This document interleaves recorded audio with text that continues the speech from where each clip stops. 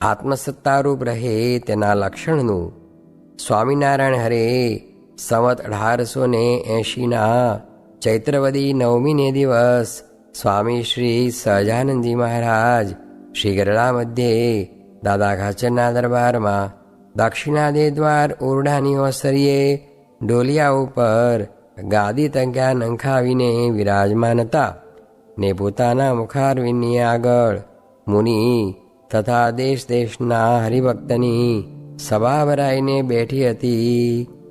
પછી શ્રીજી મહારાજે પરમહંસને પ્રશ્ન પૂછ્યો છે, કોઈક સમામાં તો જીવ સુષુપ્તિમાં જાય છે ત્યારે અતિશય સુખ થાય છે અને કોઈક સમામાં તો સુષુપ્તિમાં જાય છે તો પણ ઉદ્વેગ મળતો નથી. તેનું શું કારણ છે? એ પ્રશ્ન છે. પછી મોટા મોટા સંત હતા, તેમણે એ પ્રશ્નનું સમાધાન કરવા માંડ્યું, પણ યથાર્થ સમાધાન થયું નહીં. પછી શ્રીજી મહારાજ બોલ્યા છે, એ તો રજોગુણનું બળ વૃદ્ધિ પામી જાય છે. તે સુષુપ્તિમાં પણ તમોગુણ ભેળો રજોગુણનો વિક્ષેપ રહે છે, માટે સુષુપ્તિમાં પણ અસુખ રહે છે. માટે ગુણનો સંગ જ્યાં સુધી રહે ત્યાં સુધી કોઈ જીવ સુખ્યો રહે નહીં, અને જ્યારે આત્મસત્તા રૂપે રહે ત્યારે જ સુખી રહે છે. પછી મુક્તાનંદ સ્વામીએ પ્રશ્ન પૂછ્યો, જે આત્મસત્તા રૂપે રહે તેના શા લક્ષણ છે? પછી શ્રીજી મહારાજ બોલ્યા છે, શિવ બ્રહ્મા જેવા કોઈ સમર્થ કહેવાય નહીં. એ તો નારદ જેવાના પણ ગુરુ છે, અને એ જેવા બ્રહ્મ સ્વરૂપે વર્તે છે તેવું તો બીજાને વર્તવું કઠણ છે. તો પણ દેશ, કાળ, ક્રિયા, સંગ, મંત્ર, શાસ્ત્ર, દીક્ષા અને ધ્યાન એ 8 જો ભૂંડા થયા તો તેને યોગે કરીને એ શિવ બ્રહ્મા જેવાને પણ અંતરમાં અતિશય દુઃખ થયું. માટે ગમે તેવો નિર્ગુણ હોય અને આત્મસત્તા રૂપે રહેતો હોય ને જો તેને ભૂંડા દેશકાળાદિકનો યોગ થાય તો તેને જરૂર અંતરમાં દુઃખ થાય. માટે મોટા પુરુષની બાંધેલ જે મર્યાદા તેને લોપીને કોઈ સુખી થતો નથી.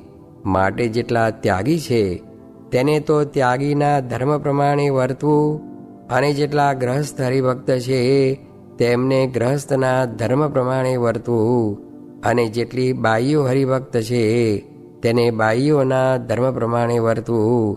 અને જો તે થકી ઓછું વર્તે તો પણ સુખ ન થાય, અને જો તે થકી અધિક વર્તે તો પણ સુખ ન થાય. શા માટે? જે પરમેશ્વરના કહેલ જે ધર્મ તે પ્રમાણે જ ગ્રંથમાં લખ્યું હોય તેમાં કોઈ રીતે બાધ આવે એવું ન હોય, ને સુખે પડે એવું હોય, ને તેથી ઓછું અધિકું કરવા જાય તે કરનારો જરૂર દુઃખી થાય. માટે સત્પુરુષની આજ્ઞા પ્રમાણે જે રહે છે તે જ રૂડા દેશકાળાદિકને વિશે રહ્યો છે, અને જે સત્પુરુષની આજ્ઞાથી બહાર પડ્યો તે જ તેને ભૂંડા દેશકાળાદિકનો યોગ થયો છે. માટે સત્પુરુષની આજ્ઞાને વિશે વર્તે છે તે જ આત્મસત્તા રૂપે વર્તે છે. ઇતિ વચનામૃતમ. એ રીતે ગરડા મધ્ય પ્રકરણનું 51મું વચનામૃત જે તે થયું. સ્વામિનારાયણ સ્વામીએ વાત કરી છે, મોટા શેરનું સેવન તથા અધિકાર તથા ધનનો પ્રસંગ એ આદિક જીવને બગાડવાના હેતુ છે, માટે સમજી રાખવો. સ્વામિનારાયણ સ્વામીએ વાત કરી છે, છેલ્લા પ્રકરણના 35ના વચનામૃતમાં કહ્યું છે, જે 6 લક્ષણયુક્ત સંત હોય તેની સેવા કરે ભગવાનની સેવાનું ફળ થાય છે, ને તેનો દ્રોહ કરે ભગવાનના દ્રોહનું પાપ લાગે છે. માટે આજ તો બહુધા આખો સત્સંગ એવો છે. સ્વામિનારાયણ સ્વામીએ વાત કરી છે, બ્રહ્મવેતાને મતે તો વેદનો માર્ગ જે વિધિ નિષેધ તે પણ ગણતીમાં નથી. એમ જળભરતે રહુગણને કહ્યું, એની સમજણમાં તો આત્મા ને પરમાત્મા એ બે જ વાત રાખવી એમ કહ્યું. ને તે ઉપર છેલ્લા પ્રકરણનું છેલ્લું વચનામૃત વંચાવ્યું ને બોલ્યા છે, આ વચનામૃતમાં પણ આત્મા ને પરમાત્મા એ બે વાતનો વેગ લગાડી દેવો એમ મહારાજનો સિદ્ધાંત છે. સ્વામિનારાયણ હરે સ્વામીએ વાત કરી જે સર્વ સાધન કરતાં સંગ બળવાન છે.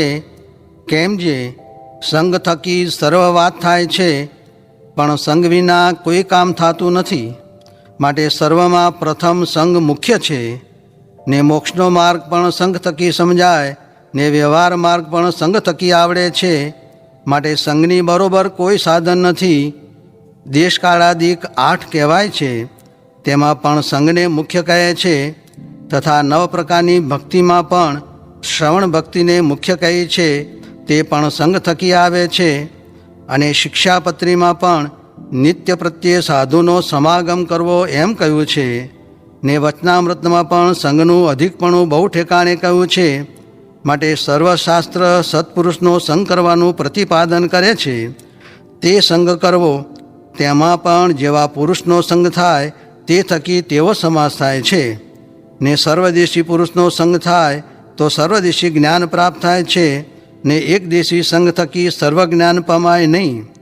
કેમ જે ધર્મ, જ્ઞાન, વૈરાગ્ય, ભક્તિ, મહિમા આદિકમાંથી જેને જે અંગ મુખ્ય હોય તેના સંગ થકી તે વાત સમજાય. અને સર્વે અંગ સંપૂર્ણ હોય તેના સંગથી સર્વે વાત સમજાય છે. માટે સર્વદેશી સંગ મળવો બહુ દુર્લભ છે. અને સંગ કરવો, તેમાં ગુરુની શુદ્ધિ 3 પ્રકારની જોવી.